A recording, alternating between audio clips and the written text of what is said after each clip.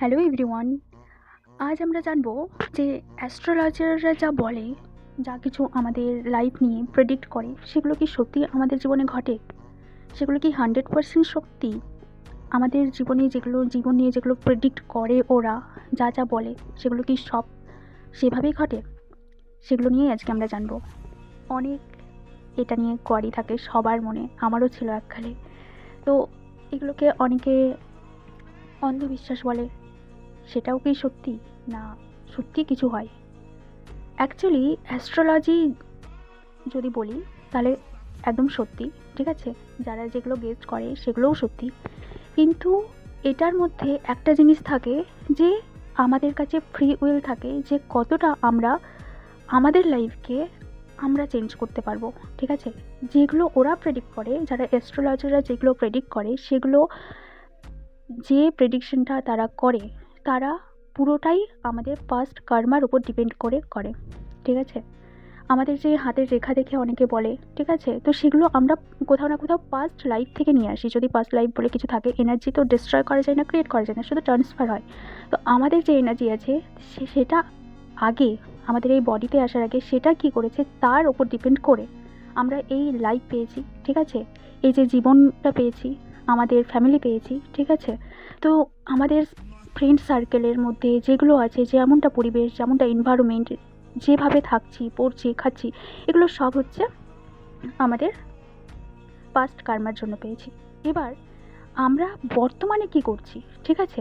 বর্তমানে যেটা করছি, বর্তমানে যেভাবে ভাবছি, বর্তমানে যেগুলো আমাদের কর্মা করছি, সেগুলোর ওপর ডিপেন্ড করে আমাদের কালকের সেটা নির্ধারণ হয়। তো অ্যাস্ট্রোলজাররা যেগুলো বলে সেগুলো পুরোটাই পাস্ট কার্মার ওপর ডিপেন্ড করে বলে।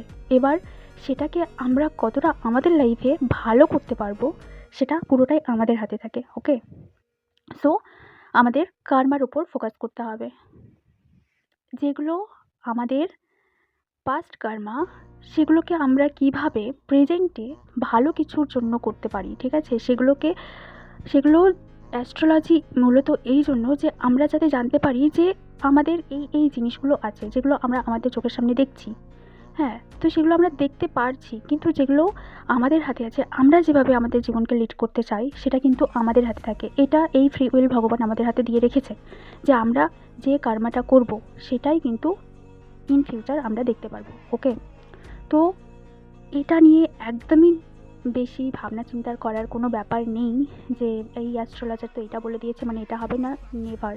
সেটা পুরোপুরি ডিপেন্ড করবে তোমার উপরে, ঠিক আছে? অনেক ট্যারো রিডাররা অনেক কিছু প্রেডিক্ট করে বলে, ঠিক আছে? তো সেটা তোমার এনার্জির ওপর বেস করে বলে, যে তোমার এই মুহূর্তে তোমার এনার্জির ওপর ডিপেন্ড করে বলে। তুমি 2 দিন পরে যাও, তোমার এনার্জি চেঞ্জ করে নাও, ওই ট্যারো রিডার অন্য কথা বলবে, কেন কি তুমি তোমার এনার্জি চেঞ্জ করছো, ঠিক আছে? তো নিজের এনার্জির ওপর কাজ করো, আর নিজের এনার্জি কোথায় দিচ্ছ, হুম, কোন জায়গায় দিচ্ছ, কোন দিকে ফ্লো হচ্ছে সেটার দেখো, কোন দিকে যাচ্ছে সেটার সাথে অ্যাওয়্যার হও, যে তুমি তোমার থিঙ্কিং কী করছো, তুমি ম্যানিফেস্টেশন করছো। আর একটা জিনিস মাথায় রেখো, যে তোমার কাছে যখনই ম্যানিফেস্টেশন, ল অফ অ্যাজাম্পশন এগুলো সব কিছু চলে আসবে না, তখন তুমি আর আনলাকি থাকতেই পারো না, কেন কি ভগবান তখন তোমায় পথ দেখিয়ে দিয়েছে যে তুমি তোমার লাইফে কী করে ভালো কিছু করতে পারো। তো ভাগ্যের উপর ডিপেন্ড করে বসে থাকলে কোনো কিচ্ছু হবে না। ভগবান তাকেই হেল্প করে যে নিজেকে হেল্প করে, অন্য কেউ হেল্প করবে না। ভগবান শুধুমাত্র তোমাকে, সাপোজ এই ভিডিওটা তোমার কাছে এনে দিয়েছে যে কিছু একটা মেসেজ পাওয়ার জন্য, যে তুমি তোমার লাইফে বেটার কিছু কী করে করতে পারো, নাকি এটা যে তোমাকে কোনো অ্যাস্ট্রোলজার কোনো প্রেডিক্ট করে দিয়েছে, সেখান থেকে তুমি জাস্ট একটা কী বলবো, পাস্ট যে লিস্ট সেটা খুলে রেখেছে, তুমি এগুলো করেছো, তোমাকে এগুলো চেঞ্জ করতে হবে। তো এইভাবে যখন নেবে তুমি অ্যাস্ট্রোলজিকে, তখন কিন্তু তুমি লাইফে এগোতে পারবে। নাকি এটা যে হ্যাঁ এটা বলে দিয়েছে মানে এটা হবেই, তখন ওটা হবেই, কেন কি এভরিথিং ইজ এনার্জি, ঠিক আছে?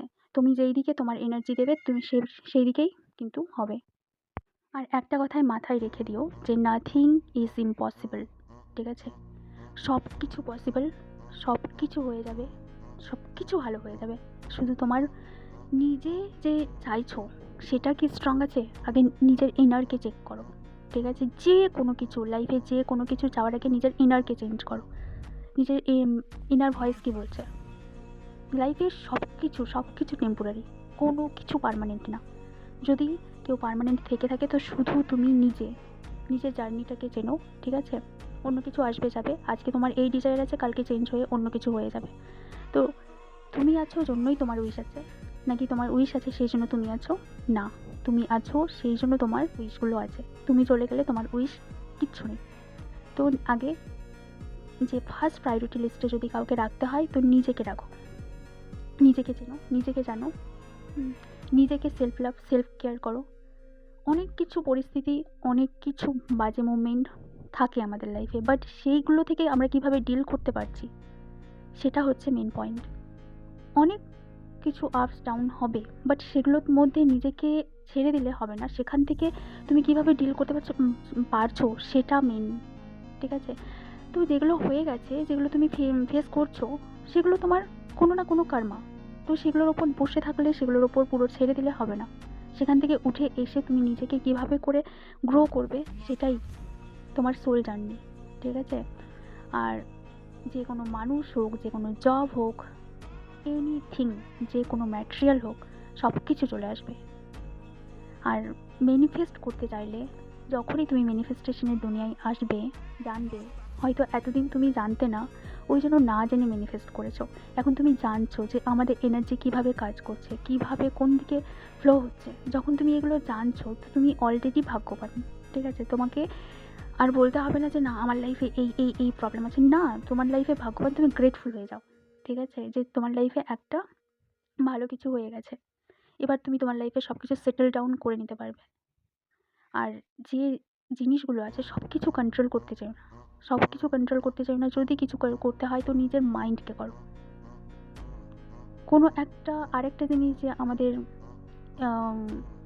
চাইল্ডহুড ট্রমা থাকে, অনেক ট্রমা থাকে, সেগুলোকে হিল করো।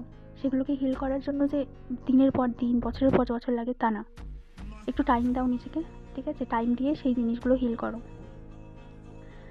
আর একটা জিনিস বলবো, যে কোনো একটা উইশের পেছনে নিজেকে এতটা